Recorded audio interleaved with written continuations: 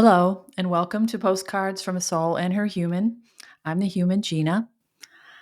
Uh, I'm already giggling at myself because I just recorded about a week ago, and normally it's at least 3 weeks or longer between episodes, but I just felt inspired. Here I am.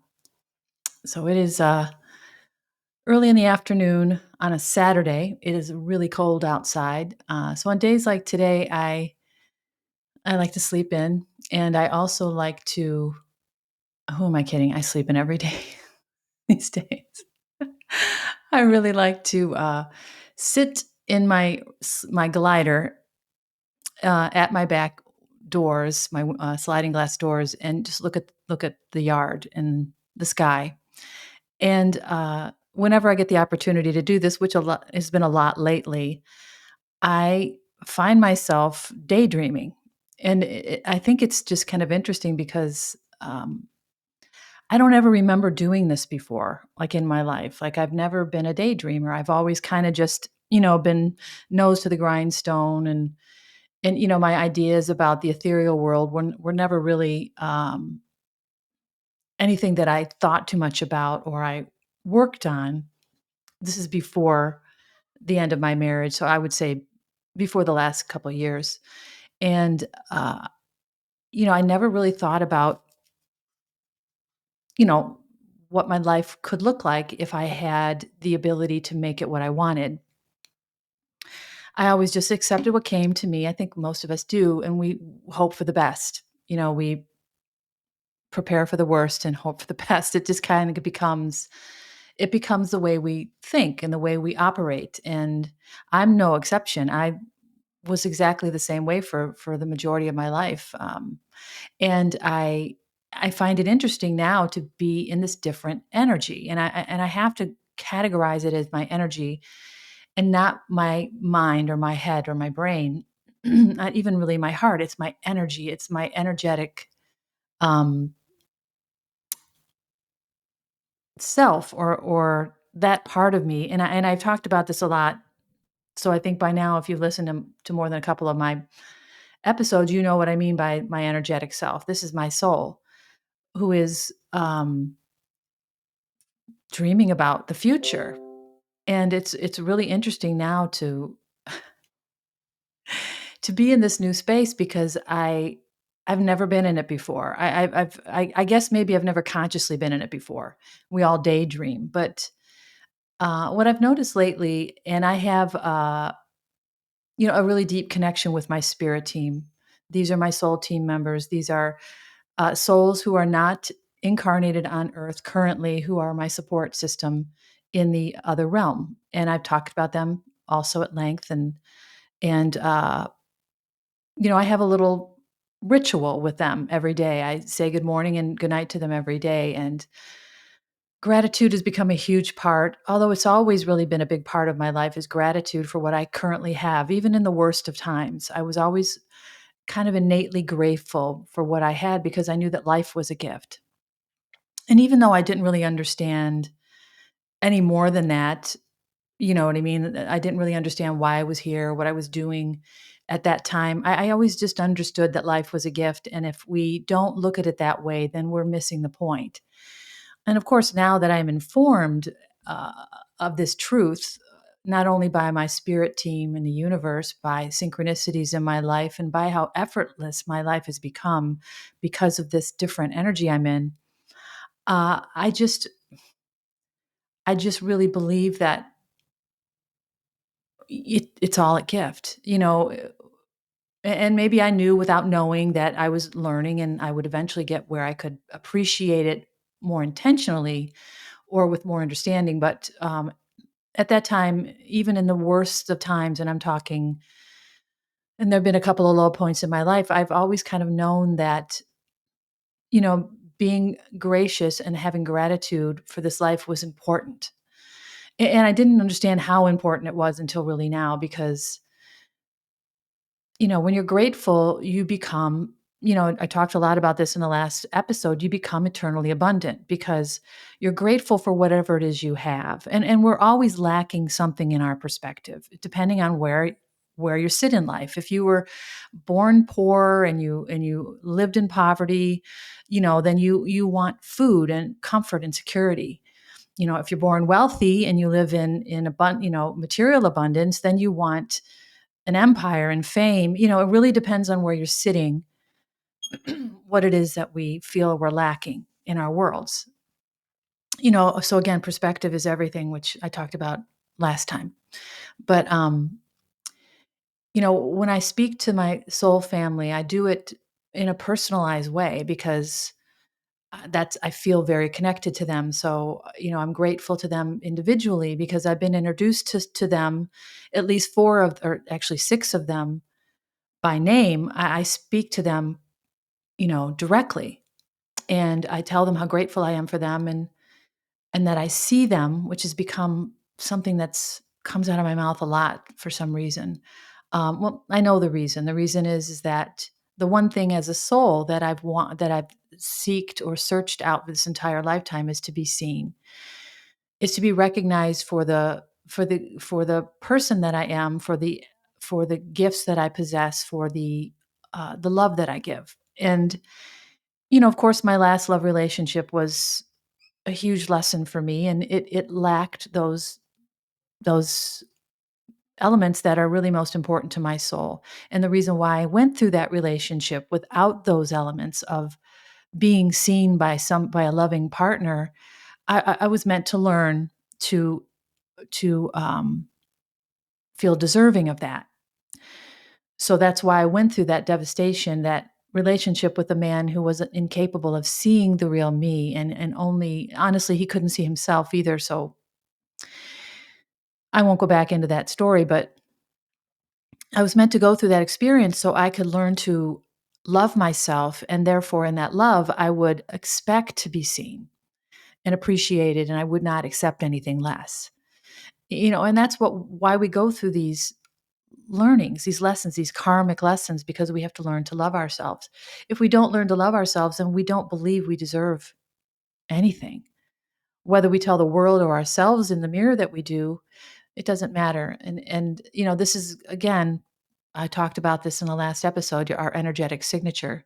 If it's not love, the universe just sends us the karmic lessons to teach us to open our hearts, because that's the only way to do it, is by learning to love ourselves. And other people can't tell us to love ourselves because we don't believe them. We never believe them. We believe the worst about ourselves. And this is the karmic loop that we get stuck in during our lifetimes, is we never have enough self-love to create the confidence in our energy, which is an elevation in our energy. The frequency of our energy is love and confidence. That's what elevates us.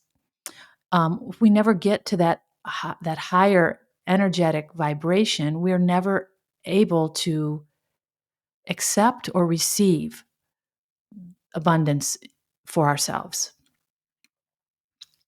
So, with that in mind, now that I'm in this new energy, this abundant energy, it is almost like a switch has been flipped on, or a faucet has been turned on, and there's just this flow of I don't even know what the right word. I guess the thing I utter all the time, which probably is the most descriptive way I can put this, is that anything is possible.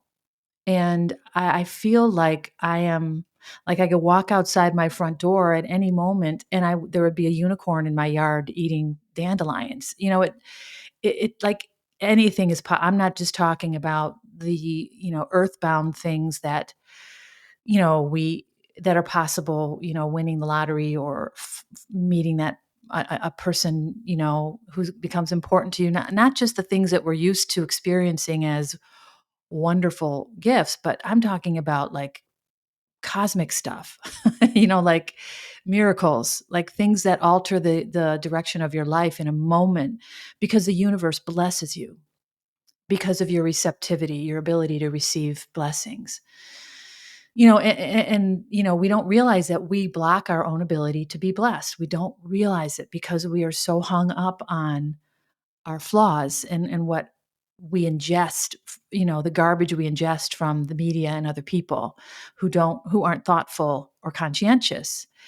So we have to be our own thoughtful, conscientious, we have to stand up for ourselves in that way. We have to be our own advocates for our best lives. And we look outwardly for this, and you know, it's just what we do because we want something to validate us. We want someone to make us whole. And we get to a point in our lives, and for me it took a while, where we realize that only we can do that for ourselves. And the karmic loop that we're stuck in, which is the space junk that orbits us every day.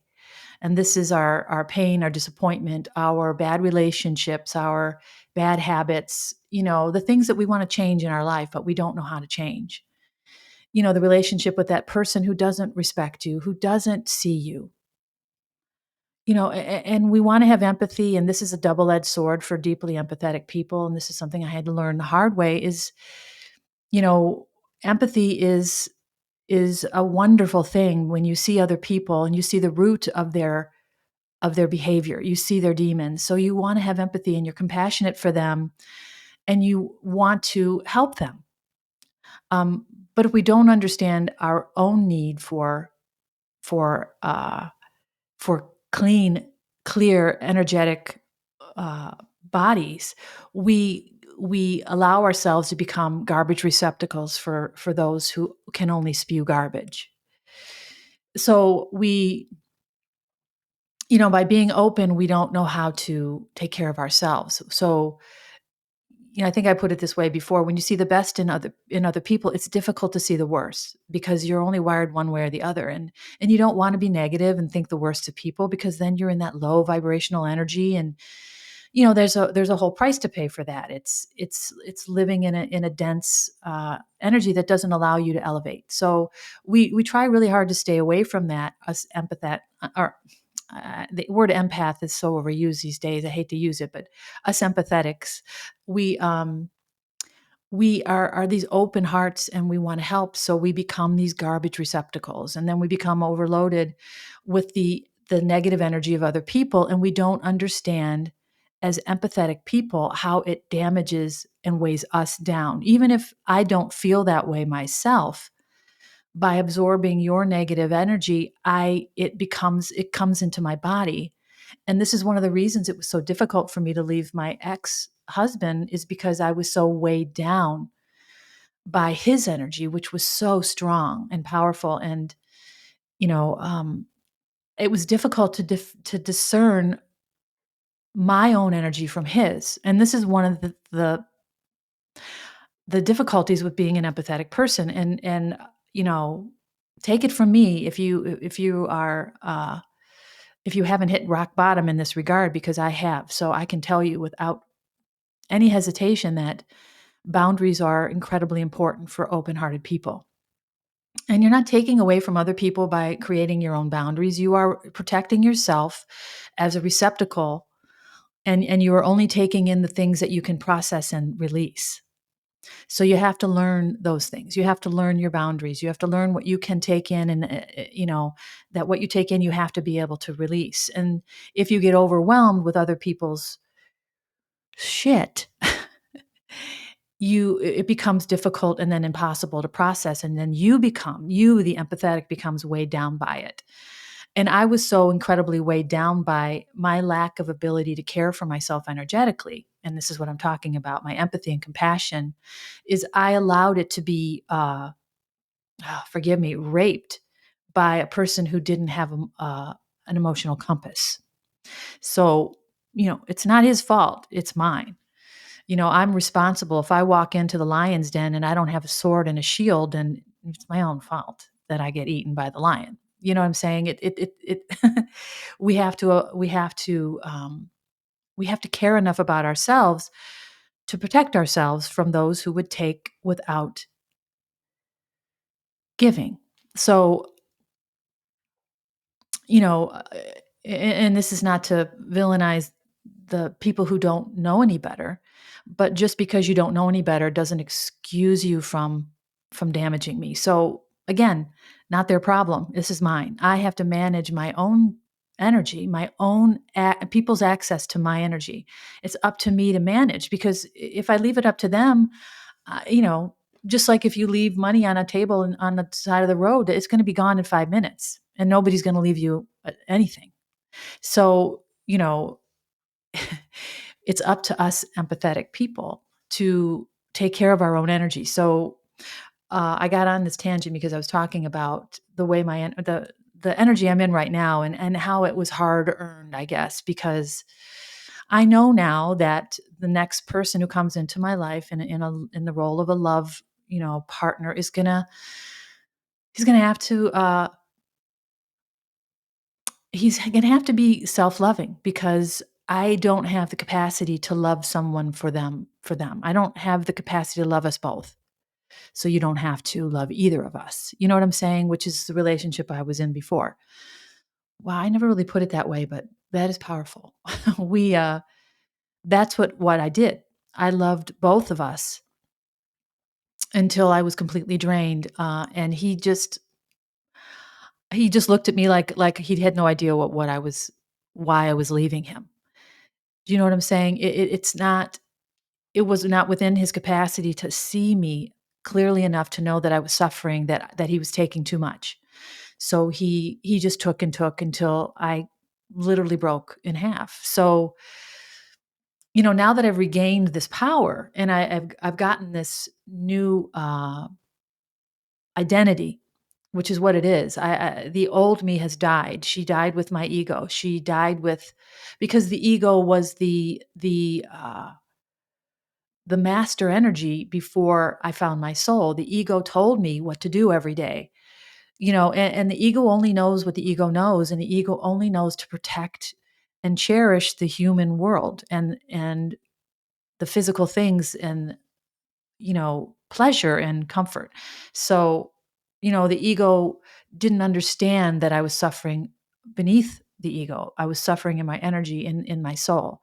So the ego just kept telling me to, keep your head down and keep going, and you'll get through this. And, don't worry, you got this. And, all the things we want to hear when we actually have a chance to win. But the ego doesn't know when to stop um, pushing. The ego doesn't understand when it no longer has a place in making any decisions in our lives. So unless we engage with our energetic selves, or our soul, which is our connection to the cosmos and the universe, and all of the support from our souls, and the family of souls that are here for us, we only rely on our mind and ego, and then we get run into the ground, because it's like letting the car live the life, but without the life in the car hits a wall.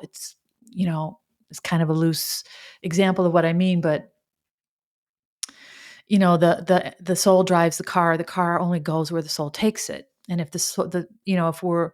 if this car is operating without a soul, it is bound eventually to run into a wall.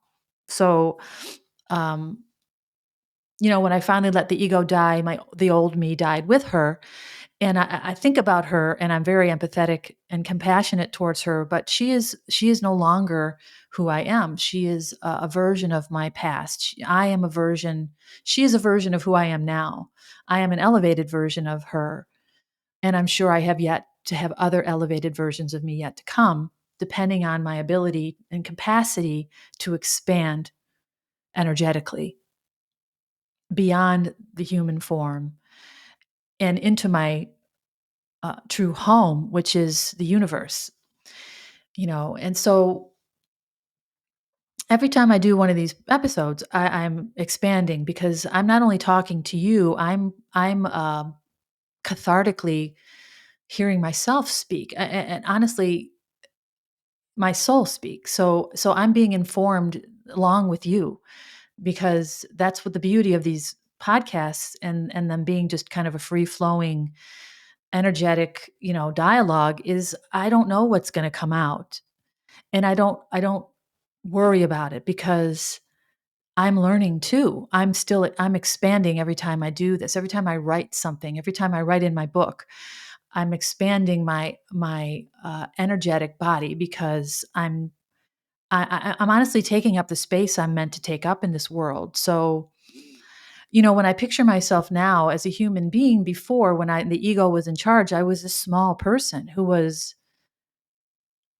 quite honestly mostly an injured bird in this world. I didn't know how to project myself without feeling like a bully. And this is one of the things that empathetic people suffer with is pushing back too hard, because it's not really, we're not wired that way. So instead of pushing against the world and the humanity, we have to learn to rise above it and view it from a place that is safe for us, where we can engage intelligently with the world and with others, instead of being in this energy where we're just being pummeled by it because we don't have the inclination to protect ourselves. So, we rise above. That's how we that's elevation. That's how you elevate. That's how we elevate our energy, by rising above it. And we only rise above it with self-love. Love is the only buoyant element um, available to us. So if you imagine helium going into a balloon, that's love going into our heart. And then when the love goes into the heart, it elevates it. It allows it to rise, just like a balloon rises in the atmosphere with the helium as uh, the fuel, or the energetic, um, you know, fuel. I guess, I don't know. I can't think of a better word. So when we are elevated by love, man, I sound like a friggin' Hallmark card, and I don't. This is the danger of talking like this: is people, they shut off when they hear that. But what we got to understand is that, you don't have to go around hugging trees and eating bark. It has nothing to do with that. Eventually you get there, trust me, but it's not something that you intend to do. It's just part of this. Self-love promotes love, period. When you love yourself, it's because uh you see yourself in the dark corners. You accept yourself for who you are, flaws and all. I've said this many times. You don't wait till you're better to love yourself. You love yourself now, and that's how you get better. You know what I mean? You appreciate and accept who you are in order to get, for that buoyancy in your heart, for that helium to come in. And that helium is the universe sending you love. It is reinforcing your heart so you can begin to have this elevated, buoyant life. So I'm in this buoyant energy, and I'm sitting in my back window, and I'm thinking about um, just that, what am I going to do today, and kind of feeling, like I don't really want to do much. And then I just start to daydream. And it's funny because I noticed this a lot lately. Sometimes I have these daydreams that are so vivid that I get up and look at the clock, and I've been sitting there an hour and it feels like 5 minutes. And I'm like, what, did I zone out or something? And this is what I'm noticing now in this new energetic body, in this new energy, this elevated energy, this buoyant, abundant energy that I'm in, is that this love, this self love, which was the first step towards this buoyancy, uh, turned into appreciation and love for others, because now I can see their dark places, and I can see the root of their behavior. And I've talked about this at length about my ex-husband. I can see who he is from a soul level, so I can't really be mad at him too long, because we all go through this. We have our demons, to battle, our dragons to slay. And I can see the demons and the dragons mulling around in these people's bodies. So I can't blame the behavior, although I can protect myself from it. Let me be clear about that, which, I'm learning and have learned to do. But I learned to see them for who they truly are, and not through that lens of a victim. I see them for who they are, which, so it cleared away all that garbage, all that space junk, and it allowed me to really see the world as it is. I can see my ex-husband for who he is, so no, I'm not mad at him. No, I don't blame him. My God, no. I love him. And I love every person in my life who has damaged and injured me because I eventually surrendered to it and look where I am now. So this is the path, this was my path, my journey towards enlightenment in my life, in my right, was the appreciation for the scars that I bear. And I don't look at my scars as ugly. They're beautiful marks of victory, of accomplishment, um of the battles that I've won. I don't feel burdened by them or ashamed of them in any way. Otherwise, I wouldn't talk as freely as I do about my life. I'm proud of everything I've gone through. I'm proud of it. I think that's the first time I've ever said that, because these are the battle scars that won me this incredible award of love, of self-love, first of all, and then the appreciation, ability to appreciate and love others, which is the core element of unconditional love. And unconditional love will cure the disease of humanity, which is fear of each other, fear of success, fear of love, because we don't feel like we deserve it. We fear others because we're projecting our fear of ourselves onto others. You know what I'm saying? I mean, I could go on another hour about that, but you know what I mean? We inflict ourselves on others out of pain, out of fear. So what if we all loved each other and could see each other's demons, and we could skirt each other appropriately to avoid too many unnecessary scars? But then we can support each other in ways that are actually good for us and not damaging to us. You know what I'm saying? We can live our lives as an example of love instead of investing ourselves in the damaged, investing ourselves into the injured and becoming injured ourselves. Because hurt people hurt, right? Hurt people hurt people. It's amazing how unnecessarily true that is. And I don't mean unnecessary. I mean, that's not a fair way to put it. It's it's all we knew. It's all we know until we know better. So there is another way, of course. And I just I'm a hurt person. I've never hurt a fly in my lifetime. Even at my most damaged, I never lashed out. I don't know if it was something inside of me that understood this before I knew I understood it, before I could really conceptually get it. But even in my darkest time, I never lashed out. And maybe this is an empathetic's way of, maybe that's what it is. Maybe because empathetic people generally internalize things, they don't lash out. So maybe that's why. And it's not special. It's just something that happens with people whose hearts are bigger than their anger or their hurt. And so, hurt people hurt people. And it's almost like a catchphrase now. Like, I see it more often than I'm comfortable, because I don't want it to become an accepted thing. I don't want it to become a normalized part of our culture, because it is we're unnecessary inflicting damage onto kind loving people. And we're all kind loving people. It just depends on our level of awareness of it. So, when we accept that mantra, hurt people, we're accepting that we are to be damaged by people who don't know any better. And I don't want that to be normalized. What I want to be normalized is that if we love ourselves through self-acceptance and the conscientious and intentional healing of ourselves, hurt people love people from a safe distance. I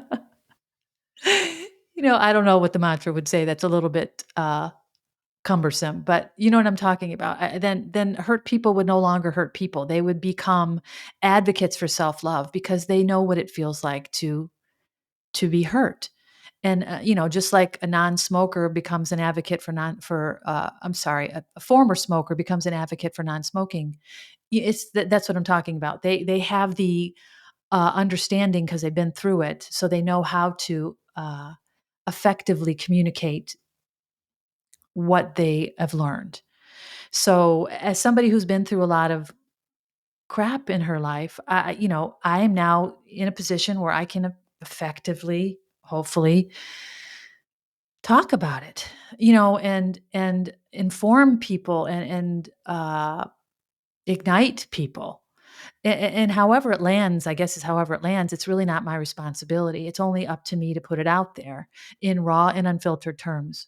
So that's what I'm going to always do. So back to the daydream, which I keep going off course. So forgive me, but these daydreams have gotten to the point where they're vivid daydreams. So I don't know if anyone's had a vivid dream at night. I personally have not, or maybe I've had one or two, but I'm not accustomed to them. But these are vivid daydreams, and I believe what these are in this new energy is this is my soul weaving together a picture of my future. And it's funny because I have a half-written article called Manifestation, and I talked about this a couple episodes ago that I thought maybe it would be the next thing I talk about. But I'm still not there with I don't yet understand what I know. I know that sounds strange. But from the very beginning of this self-discovery after the healing, but in the phase of self-discovery when I was starting to realize who I was becoming, I started to feel like I was getting messages that were reminding me of things in past lives potentially or in my soul's on her bucket list that I was getting remembrances of this in my dreams, in the messages. And I'll give you a good example. I was um, told to imagine a future, a daydream about a future that would be a fairy tale. And I was thinking about, okay, and a soulmate who was going to be this fairy tale. And I was at the time watching a show called Outlander, which I'm a late bloomer when it comes to TV because I don't watch a lot of live TV. I watch on demand, like most of us do. So I only watch. I'm watching Outlander on Netflix. So I'm not. I didn't watch it when it was out years ago. So uh, I'm watching this show, and I'm in love with this lead character, and he's Scottish. So I'm starting to imagine this man. He's going to be from Scotland because he's this fantastically gorgeous guy, Jamie Fraser, and oh my god, I feel funny saying this out loud. I'm such a dork, but he has become my ideal soulmate. He's this open-hearted, loving, fiercely protective, loyal man who is just head over heels in love with his uh, his girl Claire. And so this is how I imagine my future love life is with, a Jamie Fraser-esque man. And then, well, he's going to be from Scotland. So I'm daydreaming about this Scottish man and this is early on, so I'm not having the vivid daydreams yet. And I'm listening to a tarot reading while I'm eating my lunch, which is kind of when I do it. And um I'm starting to get these messages about the country that might start with the letter A, and I'm thinking, "A, well, that's not Scotland, and maybe there's another, territory or someplace that's got it starts with an A," and I didn't really think much about it. And then I had a vivid dream at night sleeping about a man in a show, another one I'm watched really late on TV, who's an Australian actor and another ideal, not the actor, the character. I'm not a freak or a stalker or anything like that. Actually, I care very little about the actor. No offense to the actors, but it's the character that I fall in love with, not the actor. So I don't really seek the actor out. But anyway, another actor who I imagined, as a love interest, because I've always loved the Australian accent. I've always loved Australia, just kind of innately. I never really understood why, but it was always someplace I wanted to go. And I looked into going several times through my life, and it was so expensive and like a 21-hour flight. And I'm like, ugh, I don't know if I'll ever have the money to do that. So anyway, so that dream came after this reading with the letter A, and it just hit me. I said, oh, he's Australian. He's from Australia. He's not Scottish. And then there's another reading that comes up, another few days later that uh, talks about a spirit guide who wants to be known. And this is how I was introduced to my spirit guides, and I'll tell you this whole story one day. But that if I looked at the year of the tiger or the year of the snake, I can't remember which one. But anyway, whatever the year is, and I'm just learning about this. If it's a year of the tiger, I think, which is what I am. I was born in 1962. So if I add 12 years, 12-year increments, anybody on those 12-year spots on the anybody who was born in the middle of one of those 12, so 1962, sorry, 1974 would be the next one, and then 12 years, and then 12 years. So on that track of 12-year increments, I'm a year of a tiger. Or the snake, I think, is my Chinese spirit animal, or I'm not sure exactly what it means. So anyway, I was told whatever animal it was. So I went back and I landed on 1955. And I'm like, well, who do I know that passed away recently that was a family member that was born in 1955? And I'm on a tangent again. Forgive me. So I asked my brother, who remembers everything, and he said, oh, that's our sister. She passed away a couple years ago. And I said, oh my goodness. And then I'm thinking, okay, well, maybe she's one of my spirit guides. And of course, I was talking to her and thanking her for that.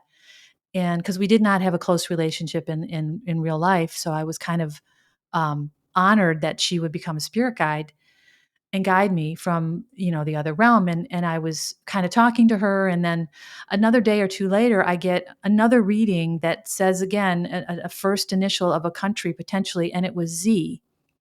And I'm like, Z. And it just hit me. And this is what intuition is. It hits you, or you get an intuitive hit, which is your soul team or your higher self giving you something that you need to know, or that will help you on your journey.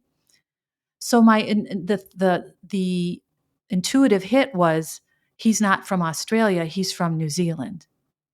Because my sister, my half sister, the one born in 1955, lived in New Zealand. And the letter I got after I had this awareness was the letter Z. So this is how this came together for me. Now, whether ends up being true or not, I don't know. But my point here is, I was stuck on a Scottish man, and my soul team guided me to an Australian man. So that's how that developed for me. So now, I don't really know for sure anything, but this is just an example of why I feel like my spirit team or the soul world or the universe is knitting together this future for me from either memories that my mind can't remember, that my soul does from other lifetimes, or something on a bucket list that she wants to achieve. So that's just one of many, many, many, many examples of being led or guided to a specific idea. So, so now this man's Australian. So I think about this Australian man who's possibly from New Zealand, or maybe he's from New Zealand. I don't know. But anyway, I'm sitting here daydreaming, and I'm thinking about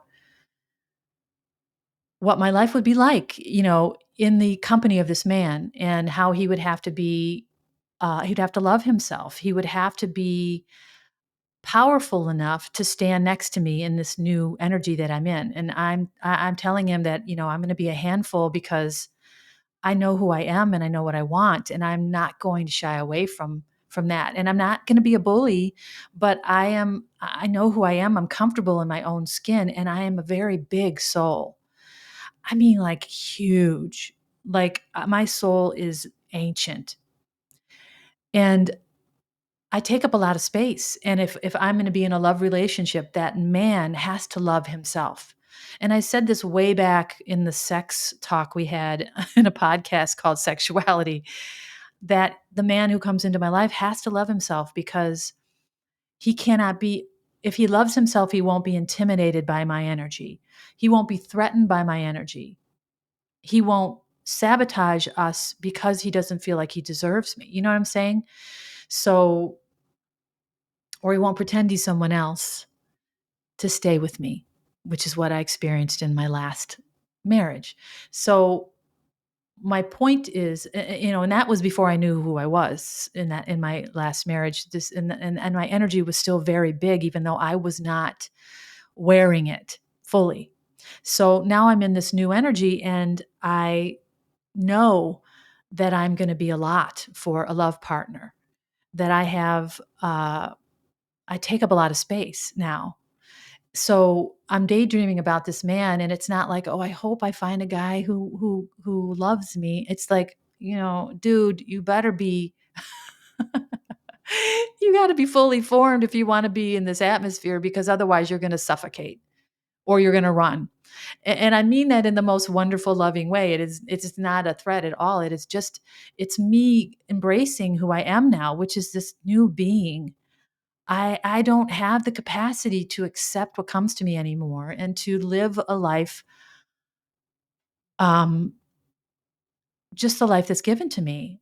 I want to create it. And this is the coolest part of this, that we are co-creators with the universe. And I've said this before, we are gods learning to be gods. And what I mean by that is we're solely capable of creating the life of our dreams. And I would have told you to fuck off 2 years ago if you told me that, because I was so entrenched in the victim mentality that it has to be everyone else's fault that I'm stuck in this loveless marriage and I have nothing that I care about in my world. Of course, except for my daughter, who has always been the shining light. I refer to her as my sun and my moon. But it's not up to her to fill my voids. Not to be funny, because that we talked about that in the last one. So I don't want just what comes to me, and honestly, I don't believe that what came to me in my past has the ability to come to me anymore. It doesn't see me. It's almost like a bat, or a monster who can only see in the dark. I'm no longer in the dark, so the monsters can't find me. I'm in a whole other place. And I'm a place where unicorns are playing out in my front yard, and there are rare species of birds that no one's ever seen, roosting in a tree outside. It's this magical place. And it is a place where anything is possible. And this is why I say this almost every day. I'm so grateful that everything is possible now. And it is when we believe that truly, that our soul has access to our hands and our minds, and we can build it in the world. This is so exciting. I had such a vivid daydream about a week ago. I actually sketched it, because I'm dreaming about my dream home in my dream location, which is going to be, and this is how it was put by my spirit guides, an island in the middle of nowhere. And I don't know exactly. I have an idea where this place is, but I'm not going to talk about it.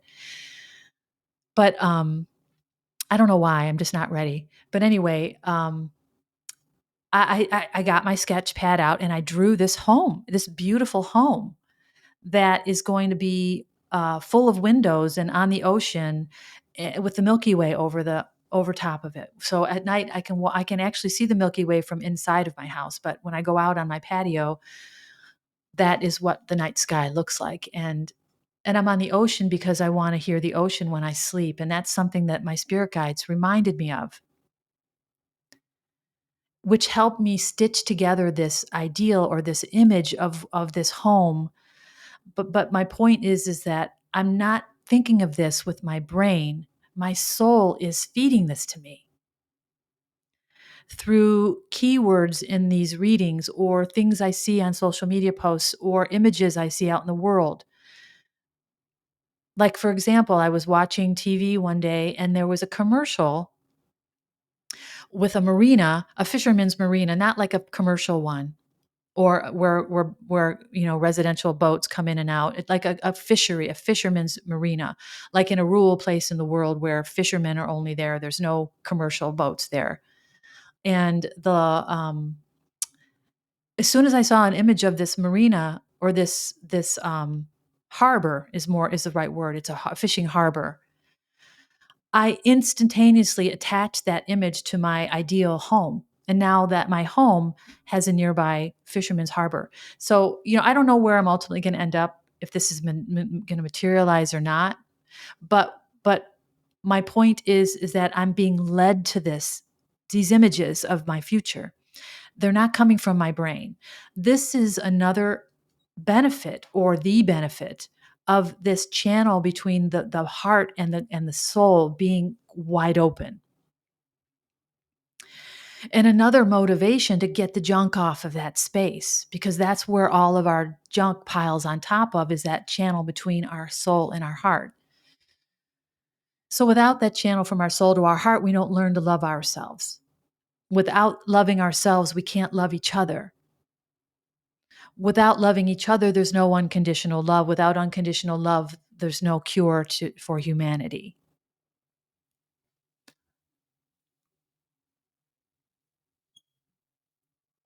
So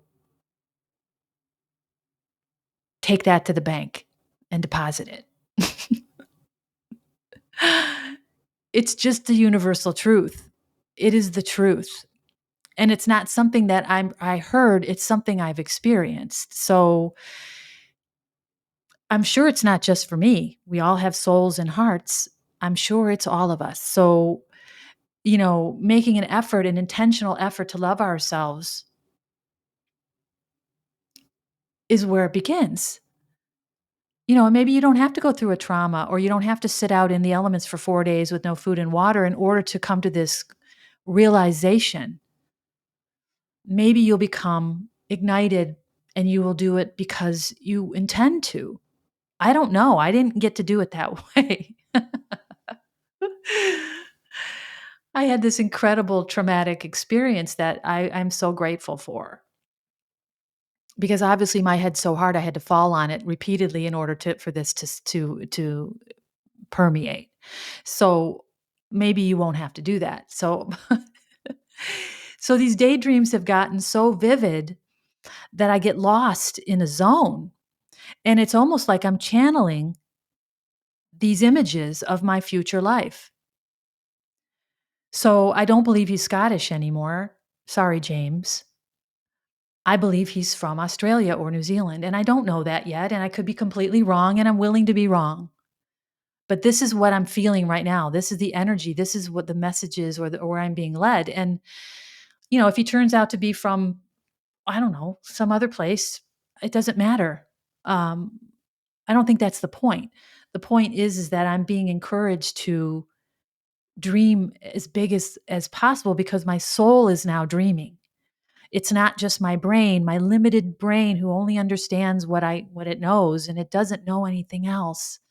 It doesn't have the capacity to imagine this incredible ethereal life where I'm not just a human being living my best life. I am a God living as a God.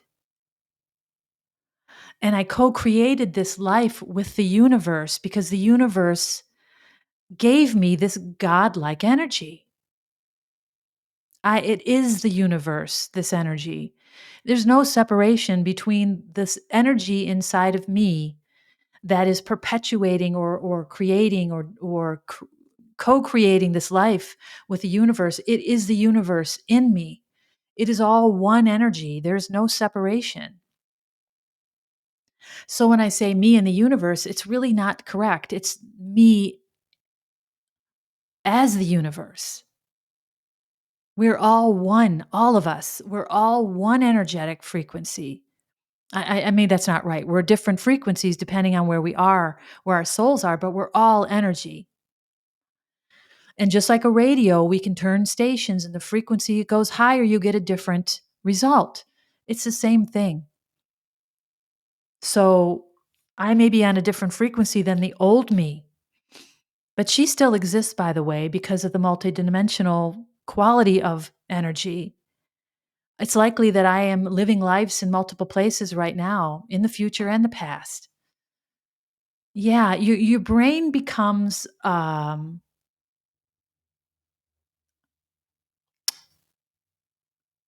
flexible again. It doesn't stick to what it thinks it knows. Your brain allows for new ideas because your soul is like infusing it now. It's this whole new engine, this whole new system in your body. This 4D or 5D energy, changes who you are. So my brain is no longer stuck on what it thinks it knows. It is accepting of what is possible. So it now is a tool again for my soul. It is no longer a hindrance to her. We have to get to that point where our minds they're a hindrance to our emotional and energetic growth. And then when they die, or when the ego part of it dies, then the brain is free to be malleable again. It's free to be retrained. It's free to be opened like our heart. So now our intellect, our intelligence is on the same level as our soul energy in our heart. So it also becomes elevated. So we're not just thinking with the brain, our old brain that is burdened with this ego. It's almost like a dark entity, our ego stuck to our brain where it's sucking out our intelligence. I don't mean to be dramatic, but really think about it. The ego is its own uh, it's got its own mind, and it doesn't like you thinking outside the box. It's only comfortable with what it knows and what it and its expressed purpose of protecting the body and the physical aspects of our life. So in order to go into this rebirth or this darkness of learning and accepting who we are, the brain has to trust. So the ego is unable to do that, so it must be broken away. That's the death of the ego. That's the purpose of it, to allow you to surrender to the darkness. But in that darkness, you are supported by the universe. It's almost so picture falling backwards off of a cliff and falling into the hands of 500 angels, or the arms of 500 angels. That's an exaggeration, but it's basically what happens. It's only when we fall or only when we let go that we are truly supported.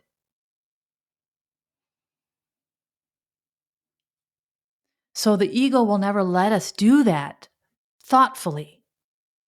It won't allow for it because it doesn't understand saying, yeah, you go ahead and do what you need to do. I'll be right here when you get back. It fights to the death for you not to do it. That's why it has to die. So it sounds dramatic, but I think it needs to, so we understand the importance of it. Because in this new buoyant energy, and I tell my soul family this every night when I go to bed, thank you for creating this buoyancy in my heart. And this buoyancy, I give credit to them for because they taught me how to love myself, my soul, and my soul family. Oreo, don't laugh at me, but this is probably a book I'm going to write in the future. Oreo and the Emperor and the Higher Selves is how I refer to my soul family. Oreo is a black German Shepherd lab mix that my ex-husband and I and my daughter had for, I think, 10 years.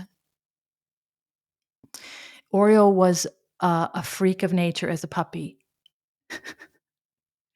He was spastic. He couldn't help himself. He jumped all over everybody. He was insane. And I would also always threaten my ex-husband, either he leaves or I leave. He was a mess. He was just such a spaz.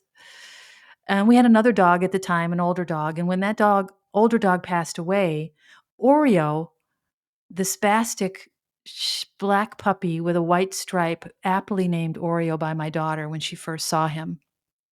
We had all these cool names picked out for him, Diablo and, you know, I can't remember the other ones, but as a puppy, we got this puppy for my daughter, and we locked him in a room, and when she got home, we had her go in the room, and he jumped on her, and that was her gift. As soon as she saw him, she called him Oreo, so that was his name because he was all black with a cream filling down his chest. So anyway, it turned out to be very appropriate. But when this older dog passed away, Oreo became this different dog. He just quieted down, he stopped jumping, he became this ideal dog. And over time, because I was working from home a lot, he became my dog.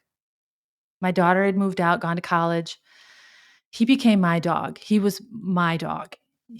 I cared for him. He sat with me. He went to bed when I went to bed. Well, when we went to bed. And when he was getting ready to leave us, he did something he never did before. He left his dog bed, which was on my ex-husband's side of the bed, and he walked over to my side of the bed and he laid on the floor, and I knew something was terribly wrong.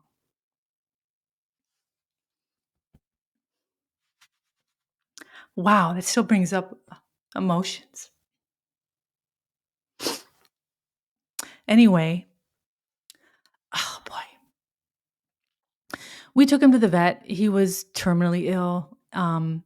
We I called my daughter to come home and spend time with him, and we took him and we um we put him to sleep. Oh, it was the most difficult thing.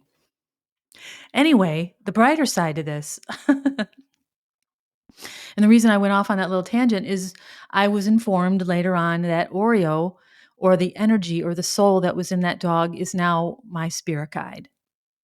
And he wants me to refer to him as my best friend, and I absolutely do. So I would love to do a podcast about just them one of these days, and I think I will, but I've been introduced to all of them. So I credit this buoyancy in my heart. I credit them because they taught me to love myself. And in that love, of course, I love them too. And that just created this incredible buoyancy in my heart. And so this buoyancy kind of allows me to walk over the ground. Like I'm not on the ground anymore. I feel this floating person. And as I'm saying this energy is rushing through my body right now, almost as an exclamation point or a validation. And this is my soul family validating what I'm saying. And I looked at the timer as soon as I said it, it was 4444, which is an angel number, which tells me that I'm loved. Anyway, so this buoyancy is what's caused this ability to have these vivid daydreams, because I'm no longer identifying as this human who is a victim. That girl was unable to imagine anything other than survival. So everything I accepted in my life was just to survive, even though I told myself different. So it was only until I was able to let go and die and surrender was I able to trust the universe that I was going to be okay and actually get out of that relationship, which was the most difficult thing I had ever done. And I believe partly he was a karmic soulmate. So I think that energy is much stronger than regular relationship energy, because we were meant to stick together until I fell apart. And I also believe it was because of how powerful his draining energy was. It was like, I don't want to say anything that's going to sound horrible, but it was like a tick. It was like ticks all over me. It just drained my energy, and I'm not saying it's his fault. I don't believe he understood what he was doing at the time, but it was so hard to differentiate myself from him. And this is something empathetic people understand, or maybe you don't and you need to. So getting out of that relationship and trusting the universe, my soul, was I'm not going to call myself brave, because honestly, I didn't have a choice. I was broken. I had collapsed. So I'm not going to give myself credit for that courage. But the courageous part was staying away and healing instead of going back to this magnetic energy, which was still positively magnetized to me until that magnetism was able to elevate. And now he's aluminum and I'm a magnet. So it doesn't stick anymore. So my magnetism is now calibrated for whatever new love is coming into my life. And it is on a whole different frequency. And you have to think of love as frequency. You have to think of self-love as frequency. And if you think of it that way, it's easier to imagine yourself elevating. And imagine that balloon filled with helium. When a balloon is not filled with helium, it is dead on the ground. It has no buoyancy. Just because it's made to float, it cannot float without that helium. Because we are made to love, we cannot love without that energy, without that self-love. We have to fill our hearts with that. And then that balloon starts to rise off the ground, and then the universe does the rest, and then you're floating in the cosmos. And your brain is now along for the ride, and it is a useful tool. It is part of your intelligence now. It is not a hindrance to it. This is the energy where genius comes from. And maybe someday I'll be blessed with that. And as soon as I said that, it was 1011 on the timer. That is the universe validating what I'm saying, that I'm on the right track, that this truth is not something that I thought of. It is coming through me. So think of love as energy, and think of that balloon needing to be filled in order to be buoyant, to go skyward. That's If you think of it that way, maybe it'll be easier to imagine yourself elevating out of your old self, your old energy. And in that elevation, you leave all the garbage behind and you get to start over.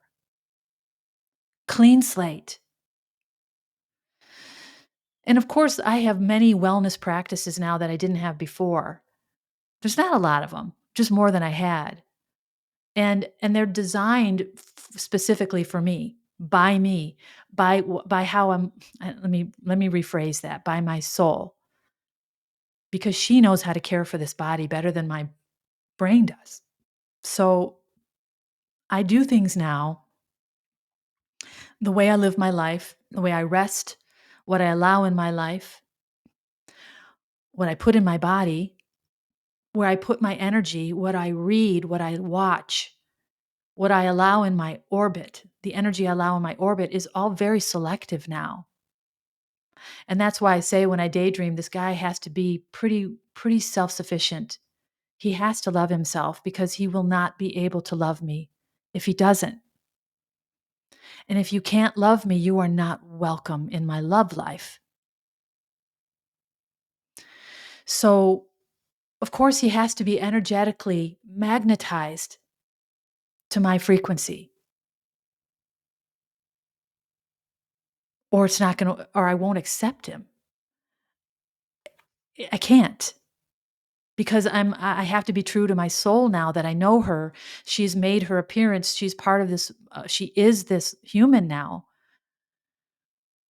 We don't want any holler back guys. I don't even know if that's relevant, but it came out, so sorry. Oh my God. I need a man. I want a man. I can only accept a man who loves himself, because then his energy will match mine. It's that simple. So, these vivid daydreams have been, they take me to another world. I feel like I'm completely zoned out, and I see this home. I drew it. I see the surrounding area. I see this fishing harbor. I see the Milky Way overhead. I I hear the ocean when I sleep because the windows are open and the ocean is, you know what I'm saying? I this has become like a daydream has become my life. And I'm still living my life. I'm still doing the things every day that I do. I'm still living. I'm very grounded. And you have to be both. You have to be grounded. And that means that you're living this life as a human. You're not avoiding it. So I'm not shut off from the world. I'm ready for my world to expand in the real world, in the 3D world. I want to have relationships and a love affair. And I want my work to become recognized and I become successful and have money. I want all of those things. So I'm daydreaming about how all that's going to look. And honestly, I've never dreamed that I could dream this way before. So I believe that the universe is knitting together this future for me, and I'm being informed of this. So that's why manifesting is still a little bit, I'm not really sure about it yet because I don't really know how this is working. So I don't want to talk about it yet. So I feel like, and I started this episode talking about, I feel like I'm being reminded of these things, either from a past life or from a future that my soul wants to experience. And that if I go off course, the good example is he's from Scotland. I'm being led, no, he's not Scottish, he's from Australia. Remember, you love Australia. I'm like, oh, yeah, I do. And Jamie was a nice distraction from that, but that's not where my soul was going. So it'll be interesting to see what actually happens. But I thought I would share that. I really wasn't sure I would ever share that, but I guess it came out. So it was meant to. So anyway, these vivid daydreams are part of this new energy, and my ability to see a future that is a fairy tale is accessible to me. And not just a love affair with a man who loves himself and sees me, quote unquote, because that's something I crave. But I'm wealthy and I'm successful and I live in this dream home on an island in the middle of nowhere. Before this, I would have just wished for someone who didn't support the victim mentality that I had. I would just wish for somebody who was kind to me and honest with me. That would have been it. I would have been happy with just that. But that's not enough anymore. I am a god, goddess, living a goddess's life. I need an emperor. I need a god. And the beautiful part about this whole thing is I'm very patient. I don't need a fucking thing. I am enough just as I am with the world and the life that I have right now. So there's no urgency, there's no desperation, there's no, oh my God, what if he doesn't come? That doesn't even occur to me anymore because it's part of that low vibrational energy that I'm no longer immersed in.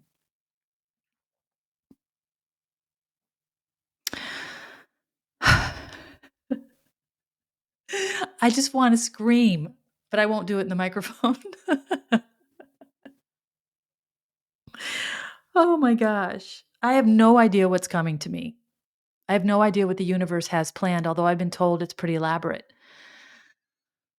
But I trust it and I don't need to control it because honestly, my little brain, even though it's becoming this expansive thing, doesn't have the imagination yet.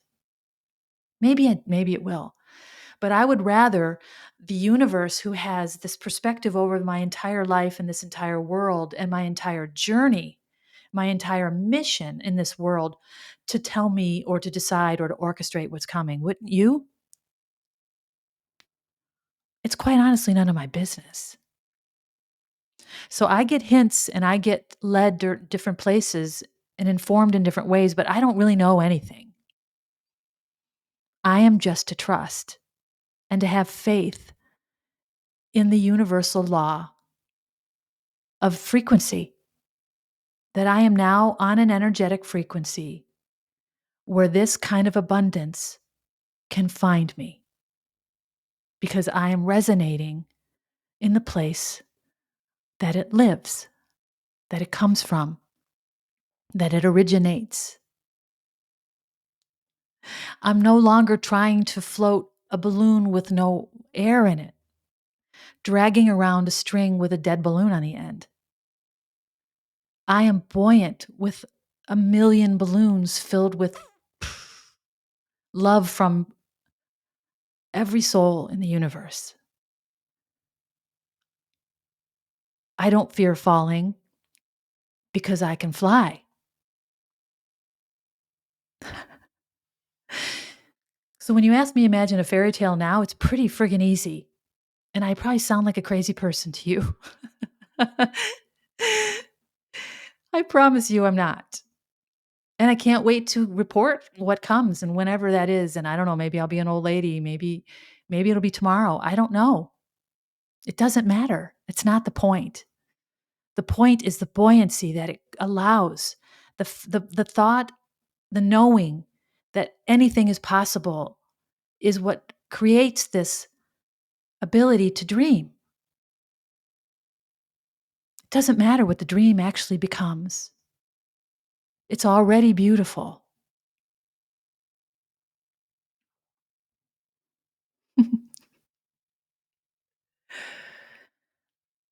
I'm going to leave you with that thought because I think it's important. We are gods learning to be gods, living in an empire of our creation with the support of the universe holding us up, orchestrating all of it for us. It's amazing. And of course, the clock's at 1:11, which tells me, yeah, another validation, another angel number. So I'm going to leave you with that thought and tell you how much I appreciate you being here with me and how grateful I am for this space. And I cannot wait to speak to you again. Thank you.